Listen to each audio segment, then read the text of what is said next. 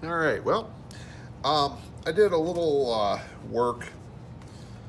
I know the last video was a bit long and probably tedious for a lot of people watching me scrape with a knife. So you guys got the idea of how to cut styrene. Um, you know to use the back of the blade, finish up with a sharp blade, sandy edges. So what I did is I worked ahead a little bit. That way we don't have to spend so much time watching me work, and you can actually just listen to what I did, and you already know how to do it. So basically what I did was I put the outer skin of tile on the other piece here.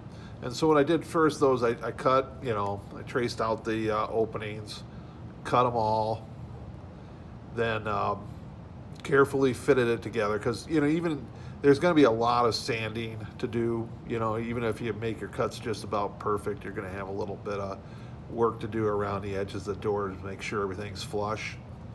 And if you're like me, you're going to be slightly off, so you're probably going to have to take off a little bit more. And I didn't want to show you that because that's kind of nasty. So this is the front of the building. I got the doors and windows cut out. And in the back here, I took some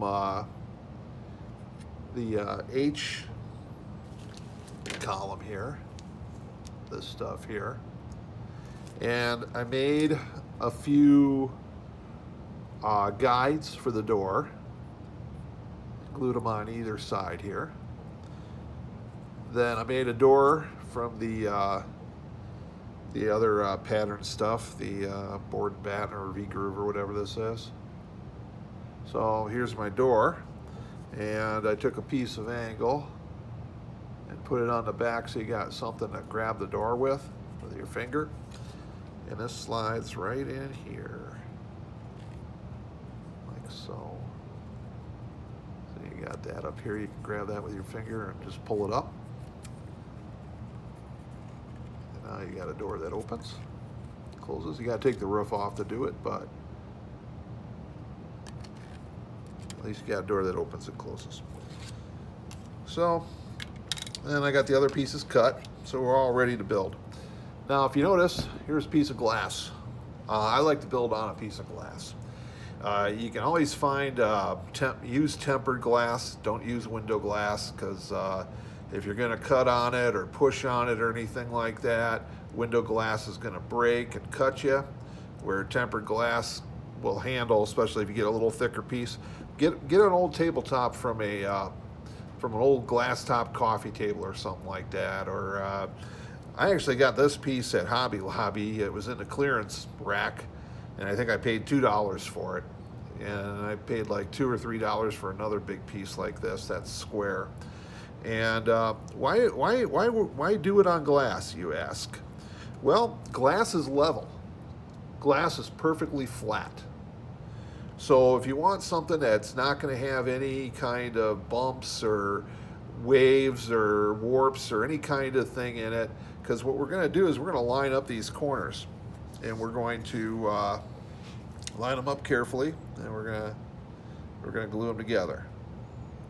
So that's what we're going to do right now. There are jigs and braces. Let me go grab a set that I have here. And if you check out Micromark, that's micromark.com, I believe, they have all this kind of stuff on there.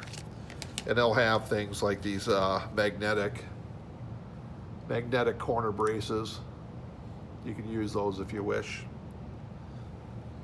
I usually just line them up with my fingers because I kind of find these a little too fiddly sometimes. They do work, and I do use them from time to time.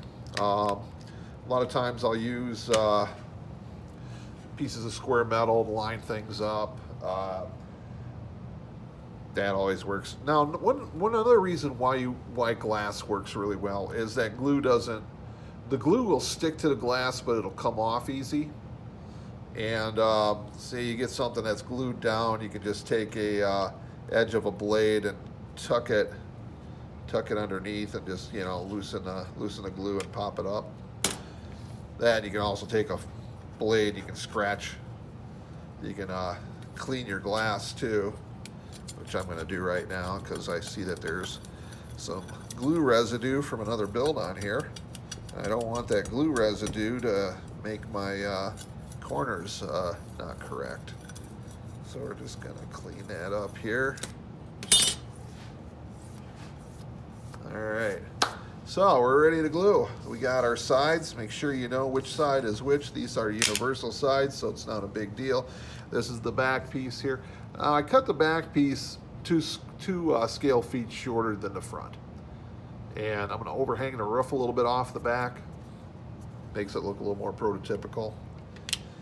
And so now we're ready to go. We got our glue. So what we're going to do now, generally with buildings, you know, this is your presentation side. Most of your buildings are going to be, you know, front forward, so to speak. So you want to hide, you don't really want to put your wall up like this and have this really weird gap on it. So what you should do is just tuck it in behind here. That way there's no gap or no weird edge on it, basically.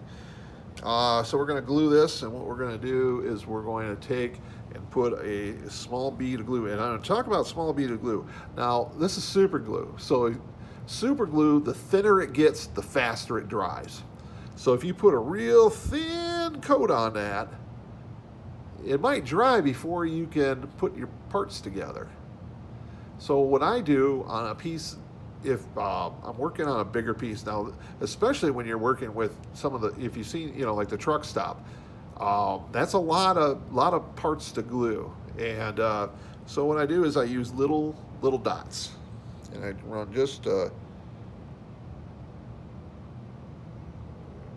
little dots. You know, put them every, you know, I don't know if you can see how close I'm getting the dots together, but not really super close. I mean, you know, maybe about 2 or 3 millimeters. I'm just taking this, and I'm just going all the way up the side here with small dots. Now, the reason with the small dots is that these don't dry that fast. I mean, once you got it together, it'll flatten out, it'll dry quicker. So let's put this together. We got this on the glass here. And we're just going to put the edges up together here.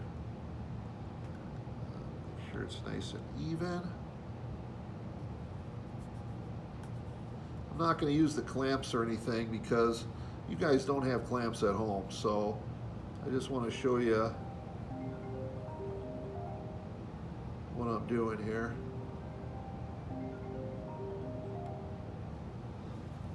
There we go. That looks pretty good.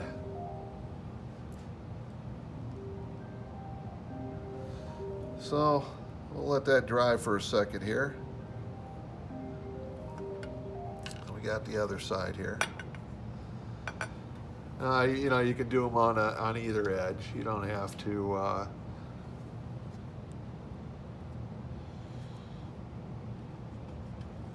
got a little rough edge there, just a little schmutz on the side here. I'm just going to take my fingernails and just kind of run them down the corners here, and just.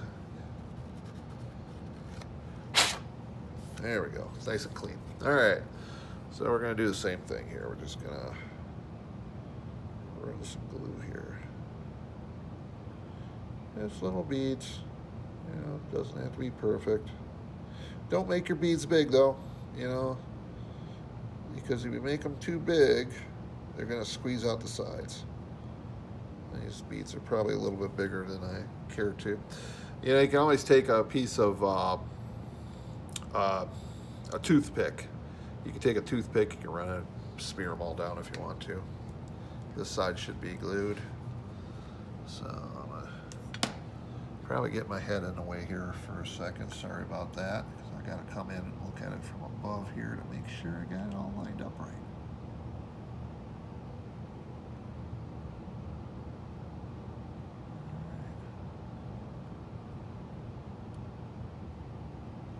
There we go. Now, you know, you're going to get some glue on your fingers. Best thing to do when you do it, just kind of rub them together. You know, if they do stick together, just kind of pull them apart. You know, they'll come apart. It's not like you're gonna, you know, glue yourself together that badly. And if you do, you might use too much glue. So we're gonna let that just sit for a few seconds here. Now, if you notice, these corners are pretty thin. So that's why we come back in afterwards with the angle. There's the angle. We're going to come in with some of this into the corners. Now, what the angle does is it makes a wider area that's glued, and it reinforces the corners. And it works pretty good that way. The Texaco station, not the one on the main diorama, but the one on the traveling diorama, actually came off the top of my SUV one day several years ago. I went to the train store and I brought it along to show the guys at the train store what I was doing. And I put it up on top of my car and forgot it was up there because I was packing other things. And I took off and got up to about 15 miles per hour, and I heard a boom, and sure enough, the thing flew off the side. Now, the only thing that was damaged on it, it popped one of the corner glues out and got a few scratches on it. I was able to re-glue the corner, and it's fine, no problem. I mean, this is actually overbuilding. You could probably, you know, you could get away with building these lighter if you want to, but I like to build things heavier, especially because I put lights in them. And if you go too thin on your walls, you're going to get a glow. And you can see that sometimes on some people's buildings that are lit, that they either used really thin material or they didn't paint the inside of the walls. And you end up with some glow through, which never looks good. So we got these glued on good. See? So now we're going to put this guy across the back. This is our back wall. So again, with the glue, just gonna, oops, I'm sorry. That wasn't, I didn't have that in the camera view. I'm sorry. There we go. Oops, that's a little big. So just a bunch of little beads. Just tiny, tiny little beads. Not too big. You don't want to use too much glue. Besides, it costs more when you use too much glue. And then the glue squirts out the side and it just doesn't look right. And we're spending a lot of money on this. We want it to look good, right? We want it to look professional.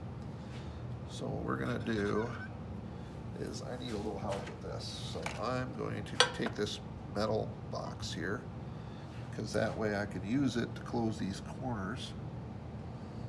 And I'm gonna attach it on one side first. Careful, like, get that corner nice and square. There we go.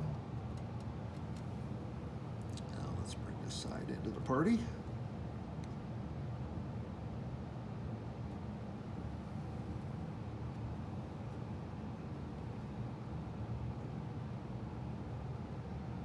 Just making sure we got. All right. So we got it all set up now. I'm just going to let it sit now. Let's discuss what happens if you mess up. You don't get your wall right. Oh my gosh, it's not the end of the world. Not the end of the world at all. They do make products called debonders. And I have some here. Let me quick, I should have had it already out. Sorry about that. Let me see if I can find it. Here it is. I've got it right here. Now, I've shown this stuff before. This stuff's brand name is called Uncure. It's from Bob Smith Industries. Makes a lot of glues for the modeling industries. Now this stuff, you put some of this stuff on your corners or wherever you want to remove the glue. Let it sit for about a minute or so. It'll loosen that glue up so you don't have to worry about breaking things.